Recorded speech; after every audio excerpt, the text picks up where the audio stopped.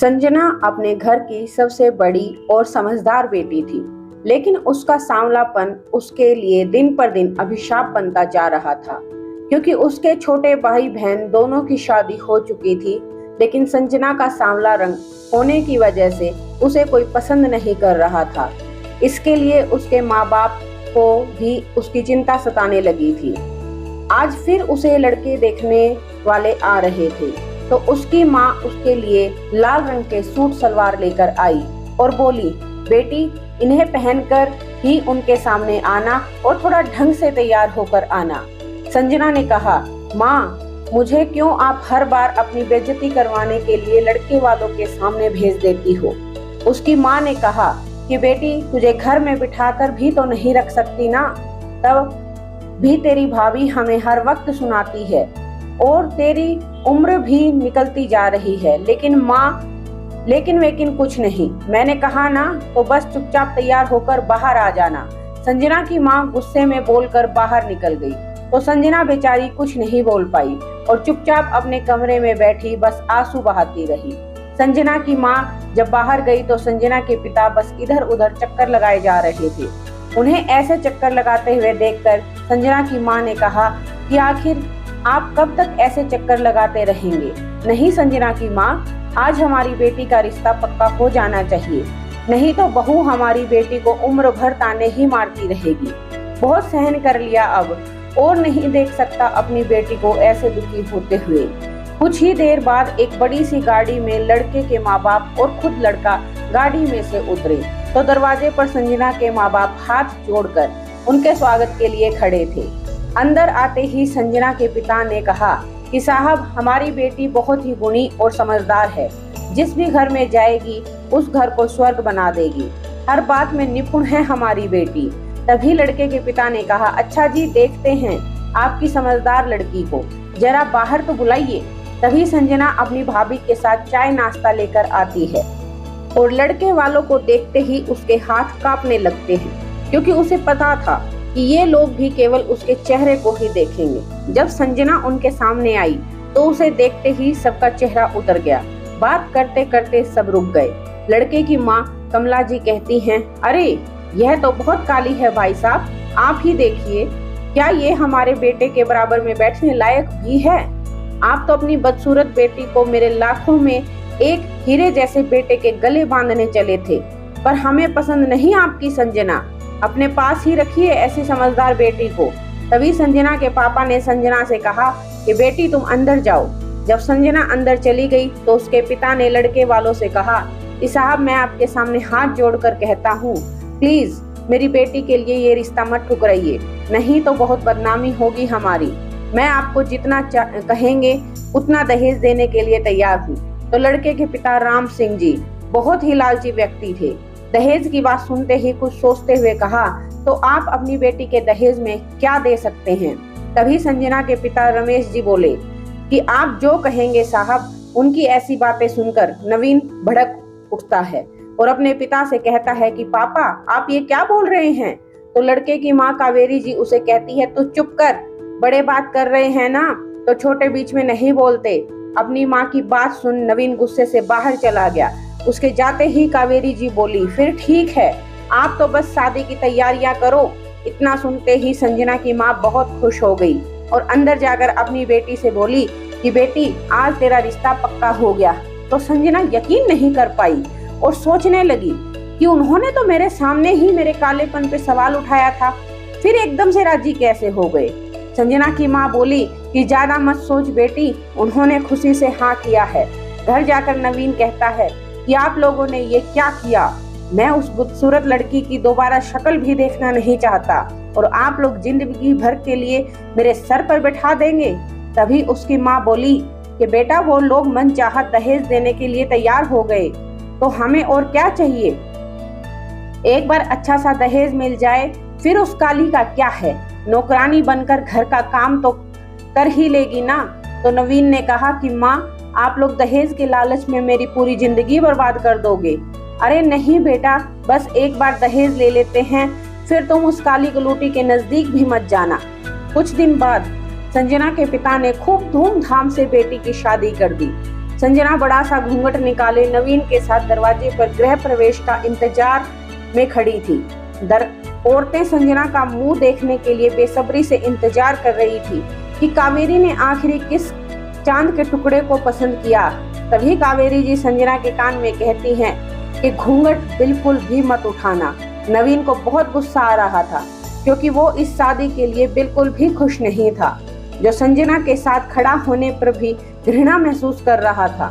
कावेरी जी बहू का गृह प्रवेश करवा कर घर के अंदर ले आई। सभी आस पड़ोस की औरतें कहने लगी, अरे कावेरी बहन, अब तो बहू की मोह दिखाई कर दो, हम भी तो देखें कि आखिर आप कितनी खूबसूरत बहू लेकर आई हैं। हम नजर नहीं लगाएंगे। ऐसा कहकर सारी औरतें हंसने लगी। कावेरी जी ने बहुत बहाने बनाए पर संजना का चेहरा नहीं छुपा पाई। जब औरतों ने जिद की तो कावेरी जी ने झिझकते हुए संजना का घूंघट उठाया। घूंघट उठाते ही सभी औरतें चौंक गई और बोली, ये क्या कावेरी बहन, अपने राजकुमार बेटे के लिए किसे उठा लाई तुम? औरतें की ये बातें नवीन को बहुत ही शर्मिंदा कर रही थी। रात को जब संजना कमरे में आई तो नवीन गुस्से में लाल पीला होकर बेड पर बैठा था। संजना जैसे ही बेड पर बैठने लगी तो नवीन ने उसे धक्का देते हुए कहा कि तेरी हिम्मत भी कैसे हुई मेरे बराबर में बैठने की? तेरी औकात जमीन पर है और आज से तू वहीं सोएगी, मेरे पास आने की कोशिश भी मत करना। तभी संजना रोते हुए बोली, फिर शादी ही क्यों की आपने? चुप कर काली कलूटी, बाहर इतनी बेइज्जती करवा कर मन नहीं भरा क्या तुम्हारा? नवीन चिल्लाकर बोला। बेड पर सो गया। संजना वहीं नीचे रोते रोते सो गई। सुबह उठकर फ्रेश होकर किचन में गई। नवीन के लिए चाय बनाने लगी। डरी सहमी सी चाय का कप लेकर कमरे में आई और नवीन को जगाने लगी। नवीन जी, आपके लिए चाय लाई हूँ, उठ जाइए। नवीन आंखें मसलते हुए उठा और संजना को सामने खड़ा देखा तो गुस्से से लाल हो गया। संजना फिर धीमे से स्वर में बोली, नवीन जी चाय पी लीजिए। तो नवीन ने चाय का कप उसके हाथ से छीनकर उसी के हाथ पर डाल दिया। गरम चाय से वह संजना का हाथ जल गया और वो चिल्लाई तो सास दौड़कर आई और बोली, क्या हुआ, क्यों चिल्ला रही हो सुबह सुबह? संजना रोते हुए बोली कि इन्होंने गरम चाय से मेरा हाथ जला दिया है। तभी कावेरी गुस्से से बोली, चुप कर कलूटी, तुझे किसने कहा था सुबह सुबह मेरे बेटे को अपनी बदसूरत शक्ल दिखाने के लिए? सारी चद्दर खराब कर दी। ये रोना धोना बंद कर और इसे साफ कर। नवीन, बेटा तेरे लिए गरम गरम नाश्ता बनाया है, जल्दी से नहा धोकर डाइनिंग टेबल पर आ जाना। कहकर कावेरी जी बाहर चली गई। संजना ने अपने जले हाथ पर थोड़ी दवाई लगाई और फिर काम में लग गई, क्योंकि उसके आंसू देखने वाला कोई नहीं था। मन हल्का करने के लिए अपनी माँ को फोन किया और बोली, माँ, नवीन जी मुझे बिल्कुल भी पसंद नहीं करते। तो माँ ने कहा, बेटी अभी कल ही तो शादी हुई है, धीरे धीरे सब ठीक हो जाएगा। तू उन्हें सज संवर कर रिझाने की कोशिश कर, उनके दिल का हालचाल जान। इतना कहकर उसकी माँ ने फोन रख दिया। दूसरे दिन संजना सज धज कर नवीन के पास गई तो नवीन लैपटॉप देख रहा था। तो वो धीरे से बोली, देखो जी, मैं कैसी लग रही हूँ? नवीन ने उसकी कलाई जोर से पकड़ी और आईने के पास ले जाकर कहा, देख लो अपनी बदसूरत शक्ल कैसी लग रही हो, और फिर से मेरे सामने आने की कोशिश भी मत करना। चली जाओ मेरी नजरों के सामने से। इतना कहकर वह कमरे से बाहर चला गया और संजना वहीं बैठकर रोती रही। 2-3 दिन बाद नवीन के कुछ दोस्त आए तो नवीन ने उन्हें बाहर बगीचे में बिठा दिया। उनमें से एक दोस्त ने कहा, यार नवीन, तुमने शादी भी कर ली और बुलाया भी नहीं। तभी दूसरे दोस्त ने कहा, चल यार, शादी में तो नहीं बुलाया, लेकिन भाभी जी से तो मिलवा दे। तो नवीन परेशान हो गया और सोचने लगा कि अगर अब उस बदसूरत को इनसे मिलवाया तो पूरे ऑफिस में मेरी बेइज्जती हो जाएगी। यह सब संजना भी देख रही थी, इसलिए उसने सोचा कि ये लोग खास तौर पर मुझसे मिलने आए हैं, तो मुझे अच्छे से तैयार होकर इनके सामने जाना चाहिए। उसने आईने के पास जाकर ढेर सारा पाउडर लगाया और चाय नाश्ता लेकर उनके पास गई और जाकर बोली, नमस्ते जी, आप लोग मुझसे मिलने आए थे ना? मैं संजना, नवीन जी की धर्मपत्नी। तो सभी दोस्त चौंक कर नवीन से बोले, अरे नवीन, ये कौन है? तो नवीन ने कुछ शर्मिंदगी से कहा, हाँ ये मेरी ही पत्नी है। यह सुन सारे दोस्त जोर जोर से हंसते हुए बोले, तभी तुमने शादी में नहीं बुलाया ना, कहाँ से उठा लाए इसे, कुछ ज्यादा ही सुंदर है भाभी जी तो। तभी नवीन ने तेज आवाज में संजना को कहा कि अब तेरा मुंह क्या देख रही हो, जाओ यहाँ से। संजना सभी को आश्चर्य से देख रही थी कि इतने पढ़े लिखे होकर भी ये सब लोग सुंदरता को ही महत्व देते हैं। क्या मन की सुंदरता कोई मायने नहीं रखती। रोती हुई अंदर चली गई। रात को नवीन शराब पीकर घर लौटा तो शराब के नशे में वह संजना के बहुत नजदीक आ गया। सुबह जब नवीन की आंखें खुली तो संजना बेड पर थी। उसे बेड पर देखते ही नवीन ने उसे धक्का दिया और कहा, दूर हटो यहाँ से। तो संजना बोली, लेकिन रात को आपने शराब के नशे में। उसकी बात पूरी होने से पहले ही नवीन बोला, रात गई बात गई, अब अपना मुंह बंद करो समझी। कुछ दिन बाद संजना की माँ का फोन आया। तभी कावेरी जी संजना के पास आकर बोली, अपनी माँ को कहो कि कुछ रुपयों की जरूरत है तो भेज देंगे। तो संजना आश्चर्य से उनकी तरफ देखने लगी। तभी कावेरी जी फिर बोली, ऐसे क्या देख रही हो, उनके सर के इतने बड़े बोझ को उतारा है हमने, तो अब क्या वो इतना भी नहीं कर सकते। तभी अचानक संजना का जी मितलाने लगा और उसने तुरंत माँ का फोन काटा और जल्दी से बाथरूम में जाकर उल्टियां करने लगी। यह देख कावेरी जी चौंक गई और जाकर संजना की चोटी पकड़कर उसे खींचते हुए बाहर लाई और बोली, ये किसका पाप लेकर आई काली कलूटी, मेरा बेटा तो तुझे देखना तक पसंद नहीं करता। तभी मैं नवीन भी आ गया और बोला, मुझे कोई फर्क नहीं पड़ता माँ, ये बच्चा चाहे किसी का भी हो लेकिन इसे गिराना ही पड़ेगा। तभी संजना गिड़गिड़ाते हुए बोली, नहीं माँ जी, ये इसी घर का चिराग है, मैं नवीन जी के अलावा किसी दूसरे के बारे में कभी सोच भी नहीं सकती। जब दोनों नहीं माने तो संजना ने अपने कमरे में जाकर अपनी माँ को सारी बात बताई। तो संजना के माता पिता आए और नवीन और उसकी मम्मी पापा के सामने हाथ जोड़कर बोले कि साहब हमारी बेटी बदचलन नहीं है।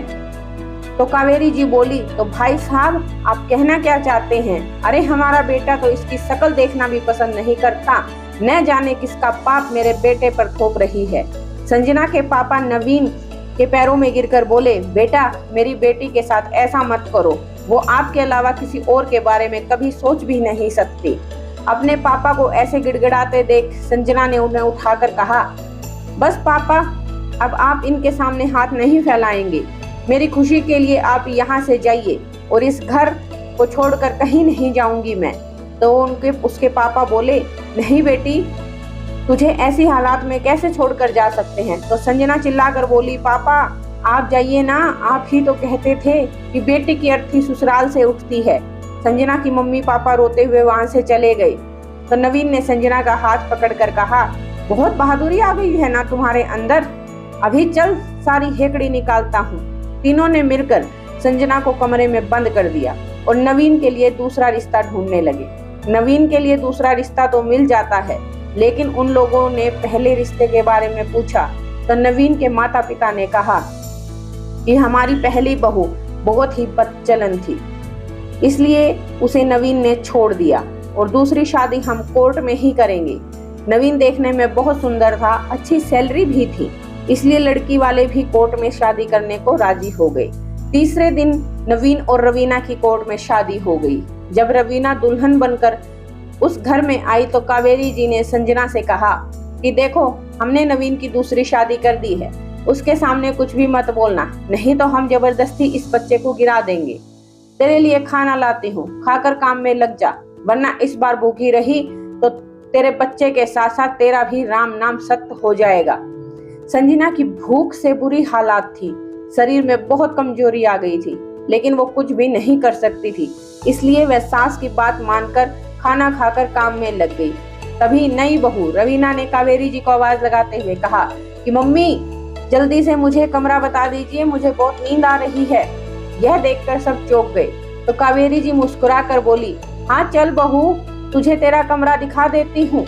जैसे ही कावेरी जी उसे कमरा दिखाकर वापस जाने लगी तो रवीना बोली, मम्मी जी मेरे लिए एक गिलास जूस भी भेज देना। तो कावेरी जी बोली, हाँ हाँ बहू अभी भेजती हूँ। और बाहर आकर संजना से बोली, अरे ओ कलूटी, हमारी नई बहू के लिए ताजा फलों का जूस बनाकर लेकर जाओ। तो संजना उसे जूस देकर आती है। रवीना शाम को जींस टॉप पहनकर हाथ में पर्स लिए कहीं जा रही थी। तो कावेरी जी बोली, अरे बहू कहाँ जा रही हो? तो रवीना ने कहा, क्या मम्मी जी, मैं दोस्तों के साथ पार्टी करने जा रही हूँ और यह प्लीज मुझे बहू कहना भूल बंद कर दीजिए। यह कहकर उसके पापा ने जो गाड़ी दी थी वो लेकर चली गई। कावेरी जी की हिम्मत भी नहीं हुई कि उसे रोक सके। बहुत देर हो गई बेटा, रवीना बहू अभी तक नहीं आई, कावेरी जी ने नवीन से कहा। तो नवीन भी चिंतित होकर कहता है, आपको जाने ही नहीं देना चाहिए था माँ, आज उसे बोल ही दूंगा कि अब शादी के बाद ये सब नहीं चलेगा। रात को 2 बजे रवीना घर आई तो सब लोग रवीना के इंतजार में जगे हुए थे। उसे देखकर नवीन गुस्से में आकर कहता है, देखो रवीना, हमारे घर में शादी के बाद बहुएं घर संभालती हैं और आप के जैसे दोस्तों के साथ पार्टी नहीं करती। तो रवीना जोर से हंसने लगी और बोली, घर संभालने के लिए नौकरानी और बुला दूं? मम्मी जी समझाओ अपने बेटे को, मैं एक खुले विचारों वाली लड़की हूँ, तुम लोगों की कैद में नहीं रहने वाली, आई बात समझ में? इतना कहकर वह अपने कमरे में चली जाती है। तभी पीछे से कावेरी जी कहती हैं, अरे मेरे बेटे की तो किस्मत ही फूटी हुई है, एक मिली बदसूरत और ये दूसरी बदतमीज। सुबह होते ही रवीना जोर से चिल्लाई, मम्मी जी मेरे लिए नींबू पानी भेजिए, मेरा सर फटा जा रहा है। तो नवीन बाथरूम से आकर बोला, देखो रवीना, यहाँ रहना है तो मेरे हिसाब से रहना होगा, नहीं तो। तभी रवीना चिल्लाते हुए बोली, कौन से तुम्हारे हिसाब से नवीन? जब तुमने मेरे पापा के नोटों की गड्डी लेकर अपनी जेब में डाली थी तब तो तुमने नहीं कहा था कि आपकी बेटी को कठपुतली बनाकर ले जा रहा हूँ। मैं आजकल के ख्यालों वाली लड़की हूँ, तुम्हारे हिसाब से नहीं, अपने तरीके से जीऊंगी, समझे? रवीना सुंदर तो थी लेकिन घर सुंदरता से नहीं, अच्छे संस्कारों से चलता है, जो रवीना में बिल्कुल भी नहीं थे। वो नवीन को बिल्कुल भी समय नहीं देती थी, बस अपने दोस्तों के साथ पार्टी करती रहती और जब कोई टोकता तो अपने पापा का रोब झाड़ देती। अब धीरे धीरे नवीन की नजर रवीना की जगह ढूंढने संजना को ढूंढने लगी थी। उसे संजना में अच्छाई दिखने लगी थी। इंसान को कोयले और हीरे में फर्क बहुत देर से समझ में आता है। आज जब नवीन ऑफिस से आया तो संजना किचन में काम कर रही थी। नवीन सीधा उसके पास गया और बोला, संजना तुमने खाना खाया? तो संजना कुछ बोल ही नहीं पाई, उसकी आंखें भर आई। जहाँ रवीना को किसी के बारे में कोई फिक्र नहीं थी, वही संजना के भरोसे पूरा घर चल रहा था। एक दिन कावेरी जी की तबीयत बहुत खराब हो गई, बुखार से पूरा शरीर तपने लगा। जब संजना कमरे में झाड़ू लगाने गई तो उसने देखा कि कावेरी जी को बहुत तेज बुखार है, तो वो सारा काम छोड़कर पहले उनके लिए दवाई लाई, फिर ठंडे पानी की पट्टी उनके सर पर रखने लगी। तभी रवीना चिल्लाती हुई अपनी सास के पास आई और बोली, मम्मी जी मैंने आपको कितनी बार आवाज लगाई, मेरे लिए नींबू पानी लाइए, मेरा सर फटा जा रहा है। इतनी देर में वहाँ नवीन और उसके पिताजी आ जाते हैं। नवीन रवीना को एक थप्पड़ जड़ देता है, तुम्हारी हिम्मत कैसे हुई मेरी माँ से ऐसे बोलने की?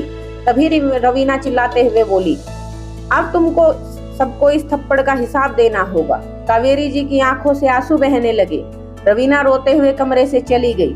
थोड़ी ही देर में रवीना के पापा पुलिस लेकर आ गए और बोले, इंस्पेक्टर साहब अंदर कर दो इन सबको, मेरी बेटी को दहेज के लिए परेशान करते हैं और उसकी मारपीट भी करते हैं। तो नवीन के पिता बोले, नहीं साहब यह झूठ है, हमने तो रवीना बेटी की हर फरमाइश पूरी की, किसी बात पर भी रोक नहीं लगाई। तभी कावेरी जी संजना का सहारा लेकर बाहर आई और बोली, ये क्या बोल रहे हो समधी जी, आपकी बेटी को सर आंखों पर रखा, उसका ये सिला मिला हमें। और संजना की तरफ देखकर बोली, जिसको हमारी शिकायत करनी थी उसने तो कभी एक शब्द भी नहीं कहा, बस चुपचाप सहती रही। कहते हुए कावेरी जी की आंखें भर आई। तभी नवीन भी आज पहली बार संजना को प्यार की दृष्टि से देखते हुए सोचने लगा कि संजना ने सिर्फ मेरे अंश को बचाने के लिए क्या कुछ नहीं किया और मैंने इसकी बेइज्जती की। भगवान बस एक मौका मिल जाए, मैं अपनी सारी गलती फिर से सुधारने का प्रयत्न करूं। अब मैं संजना और मेरे बच्चे को कभी तकलीफ नहीं दूंगा, मुझे सजा मिलनी भी चाहिए। तो भी संजना आगे बढ़कर बोली, नहीं सर, मेरे मालिक लोग बहुत अच्छे लोग हैं, इन्होंने रवीना मैडम जी के बदतमीजी करने पर हाथ उठाया था। संजना को यह भी डर था कि इन्हें मेरी और नवीन की शादी के बारे में पता न चल जाए, नहीं तो एक और जुर्म सामने आ जाएगा कि पहली पत्नी के होते हुए दूसरी शादी कर ली। तभी रवीना भी अपने पापा से बोली, पापा, आप इन पर लगाया केस वापस लीजिए, इन्हें जेल नहीं भेजना मुझे। रवीना के पापा केस वापस ले लेते हैं और इंस्पेक्टर साहब वहां से चले जाते हैं। तभी रवीना संजना के पास जाकर उसके गले से लग जाती है तो सभी घर वाले और संजना हैरानी से रवीना को देखने लगे।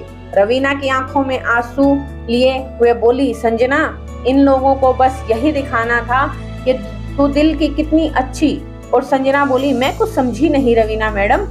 मैडम नहीं, तेरी वही बचपन की सरफरी दोस्त शालू। तभी संजना बोली, शालू जो बचपन में अमेरिका चली गई थी, उसके जाने के बाद मेरी कभी कोई दोस्त ही नहीं बनी। तभी रवीना बोली, हाँ, मैं वही शालू जो बचपन में ही तुझे कलूटी बोलने वाले के दांत खट्टे कर दिया करती थी। तभी संजना चौंकते हुए बोली, तू और नवीन जी से शादी? अरे संजना, मुझे पूरी बात तो बताने दे। तू चिंता मत कर, तेरे पति ने मुझे आज तक छुआ नहीं। कुछ ही दिनों पहले मैं भारत आई तो मैं आते ही तुमसे मिलने घर गई। वहां जाकर मैंने तेरे बारे में पूछा तो अंकल आंटी दोनों रोने लगे और उन्होंने मुझे सारी बात बताई। तो पहले मैंने सोचा कि तुझे टॉर्चर करने के जुर्म में इन लोगों को जेल में डलवा दूं, लेकिन फिर यह सोचकर रुक गई कि अगर जेल में डलवा दिया तो इन लोगों को कैसे पता चलेगा तेरी अच्छाई का। जो तुझे बदचलन बोल रहे थे उन्हें बताना भी जरूरी था कि जिस औरत ने घर से बाहर भी कदम नहीं रखा हो, जो देवता की तरह अपनी पति को पूजती हो, अगर वह बदचलन है तो रवीना जैसी बिगड़ी हुई अमीर लड़की जो रात भर दोस्तों के साथ शराब पीती है, उसको ये लोग क्या कहेंगे। मुझे आंटी ने बताया कि नवीन जी से कितना प्यार करती हो तुम, और ये तेरे सांवलेपन की वजह से अपने बच्चे तक को नहीं अपना रहे। सिर्फ इन्हें तुम्हारी अच्छाई दिखाने के लिए मैंने यह सब नाटक किया। संजना, ये मेरे पापा नहीं बल्कि हमारे वकील साहब हैं, जिन्होंने मेरी और नवीन जी की झूठी शादी करवाई थी। जब इस शादी से की पहली रात को तुझे यूं तड़पते देखा तो मुझे बहुत बुरा लगा। यह सोचकर नाटक अभी रोक दूं, पर तुझे तेरा हक भी तो दिलवाना था। इसीलिए उस रात को मैं दोस्तों के साथ पार्टी बनाने का बहाना लेकर बाहर चली गई थी ताकि तुझे बुरा ना लगे। तभी नवीन रवीना के पास आकर बोला कि रवीना, तुझे रवीना कहूँ या शालू, ये तो मुझे समझ नहीं आ रहा, लेकिन आपने सच में हम सब की आंखें खोल दी। तुम्हारे इस बर्ताव के बाद ही हम सबको संजना की अच्छाई नजर आई है। इतना कहकर नवीन संजना के पास जाकर बोला कि मैं माफी के काबिल तो नहीं, लेकिन यकीन मानो संजना, मुझे एहसास हो गया है कि अच्छी सुंदरता के साथ अच्छे गुण भी होने चाहिए। अगर गुण हो तो सुंदरता कोई मायने नहीं रखती। मैं जानता हूँ कि तुम्हारी कोख में मेरा ही बच्चा है, बस लोगों के तानों से डरने मुझे बहुत कमजोर बना दिया था। तभी कावेरी जी संजना के दिए गहनों को उनके हाथों में थमाते हुए बोली कि अब समझ में आ गया कि गहर दहेज और सुंदरता से नहीं बल्कि गुणवान और संस्कारी बहू से संवरता है। सालू बेटी, तुमने हमारी आंखें खोल दी। जो संजना जैसे हीरे को हम कोयला समझ बैठे थे। बोलते बोलते कावेरी जी की आंखें भर आई। तभी संजना बोली, प्लीज आप सब लोग माफी मत मांगिए, देर से ही सही मुझे मेरा हक मिल गया, और वो भी हमारी बचपन की दोस्त शालू के कारण। शालू, तुम्हें कहने के लिए मेरे पास कोई शब्द ही नहीं। तभी शालू बोली, बस कर यार, दोस्ती में यह सब चलता है। इतना कहकर शालू अपने घर चली गई। शाम को नवीन के पिता ने संजना के पिता को फोन किया और बोले, आपने सही कहा था समधी जी, आपकी बेटी जहाँ जाएगी घर को स्वर्ग बना देगी। इतना सुनते ही संजना के माता पिता भी खुश हो गए कि चलो देर से ही सही, लेकिन हमारी बेटी को उसका अधिकार मिल गया। तो दोस्तों, आपको हमारी कहानी कैसी लगी कमेंट करके जरूर बताइए। कहानी अच्छी लगी हो तो प्लीज वीडियो को लाइक करें, शेयर करें, और अगर हमारे चैनल पर नए हैं तो प्लीज चैनल को सब्सक्राइब जरूर करें।